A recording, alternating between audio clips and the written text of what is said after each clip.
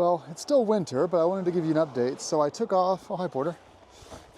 I took off these OEM, not OEM, the tires that came on the bike. These are 20 by 2.5s, but as far as the brand, Chaoyang, the Chaoyang Hippo Skin SPS, I don't know, it's whatever. The goal of Lectric OEM is, you know, to make these have as much range as possible.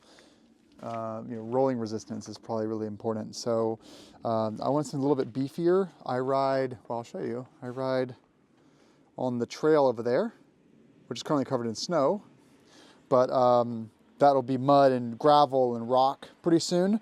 Not mountain biking. It's just, you know, it's just unpaved. It's old rail trail.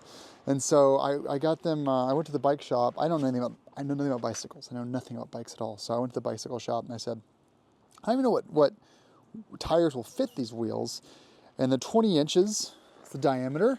And they recommended these Maxxis Minion DHR 2s, 20 by 2.3 at 65 PSI. He said these are really beloved by a lot of people. And so I'll like them a lot. So there's the front. You can see the tread pattern there. Well, actually, they're not as full as they should be. I should fill those up. But they're a little gummy, but the tread isn't really too tight. He's too tall. It's not tall tread. Not like dirt bike tires I'm used to. But yes, you know, obviously I'm going to have probably a lower top speed, much higher rolling resistance. So I'll be going through my batteries faster, but I'm not ever going to need the whole battery. You know, these are at PAS1, Pedal Assist 1, you know, level 2. It's 170 miles of range, assuming that I'm like a lightweight person with no luggage. So I'm expected to get like on PS5, like 50 miles of range. And so for me, I think I'll still be able to average 50 miles of range with this, and I'll never do 50 miles in a day. That's just what I'd like to have in the back pocket. If I go, you know, 15 miles into town and 15 miles back, to have, you know, some range left over is my goal.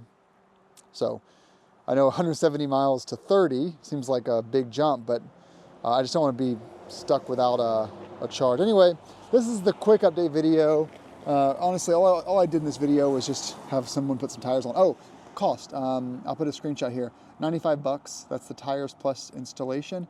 He told me these are $100 tires, and maybe at full mountain bike size they are, like 26, 30 inches, but he said this is really a kid's mountain bike size.